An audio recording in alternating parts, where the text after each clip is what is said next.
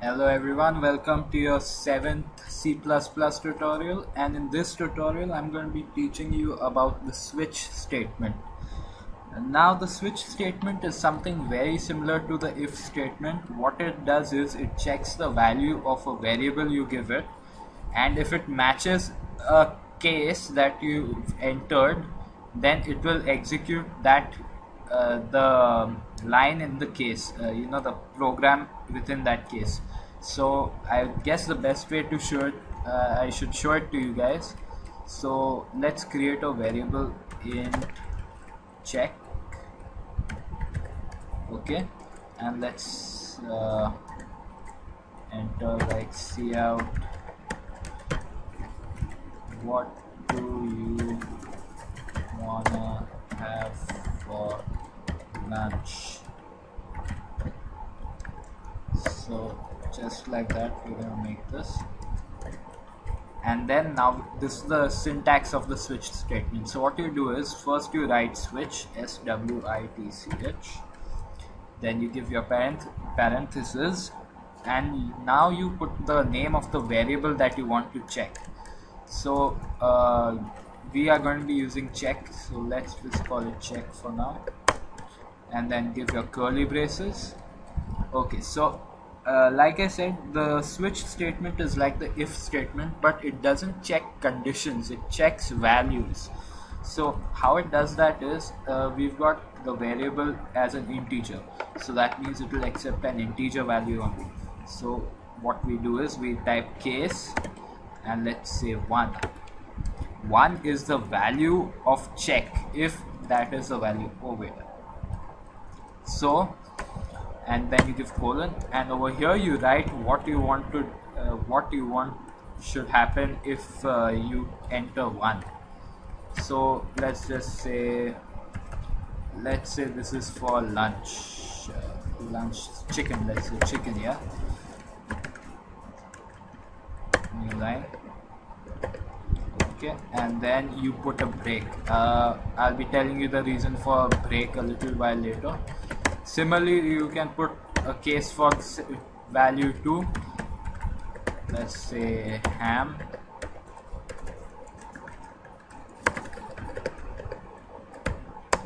and again break. Okay, now if there is a value that you have not got a case for, then you use something called default. So we type default. It is basically what will happen if you do not enter any of these values, like if you enter 0 or 3. So let's just say you're not hungry.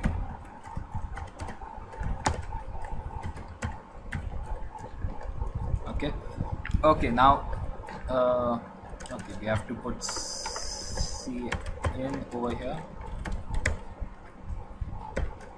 Okay, so I'll just go through this for you. We get the value of check from the user. Okay, and the switch statement takes that value and then sees if it's equal to any of these cases. So for case 1, suppose the value 1, if you enter 1, then it will print cout chicken, and if you give it 2, then it will print out ham. And if you don't give it 1 or 2, you give suppose 0, 3 or something else, then it will print out you're not hungry. So let's just run this, and I'll just show it to you. Okay, so suppose we type in 1, so it gives us chicken. Now if we run it again, give it the value 2, it will give ham. And if we run it say 13, then it will say you're not hungry. So yeah, it works perfectly fine. Now the break statement. What the break does is, when one of these cases are true, then without the break statement it will run everything below that. Let me just show it to you. If I remove breaks, say if I remove break over here, now run it. Now see what happens. If I enter 1, it will say chicken, ham, and you're not hungry. And that's not what we want. We don't want that to happen. So that's why we give the break statement. Suppose I would have given the break over here and then run it,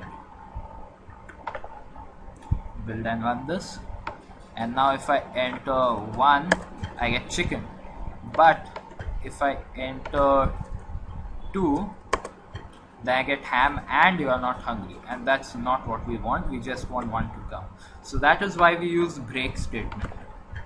Okay, now the switch statement is similar to the if statement, but remember it cannot check conditions and it cannot check floating point values. It can also, but it can check character values.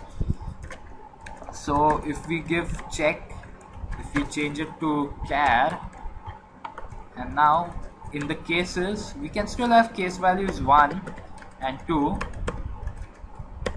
but we have to put them in inverted commas. And now if we run this, we won't see any difference. It's just that now the variable check has been turned from character, and now we enter 1, it will give you chicken, and if you enter 2 it will give you ham, and if you don't enter any of these two it will give you you're not hungry. But you can also give say A and B. Now if you enter 1 to say you're not hungry, but if you enter A then it gives you chicken, and that's correct. So yeah, that's it. Now remember, you cannot use floating point values. If you use float,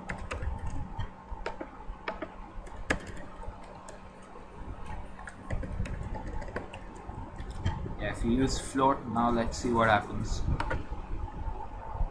Okay, we get an error over here, you see, because switch statement cannot process floating point values. It can only process int and char. The reason for that is because floating point values means you'll have decimal value and compute, and you can enter 1.011, but there may be something more like 0011112. You never know. So that's why floating point values are never accepted, and that is one of the disadvantages of switch statement over if statement. The if statement can use floating point values, character values, it can give conditions as well. But where the switch statement comes in use is when you want to use menus, like say you give a menu over here, like what do you want to have for lunch, and you put /n1 for chicken and 2 for ham, and that is how this is useful. And we don't usually use it for anything else rather than menu functions, but it's still a useful statement. So that's pretty much all I've got for you today, and be sure to check out my next tutorials or any of my previous tutorials if you didn't understand. Thank you.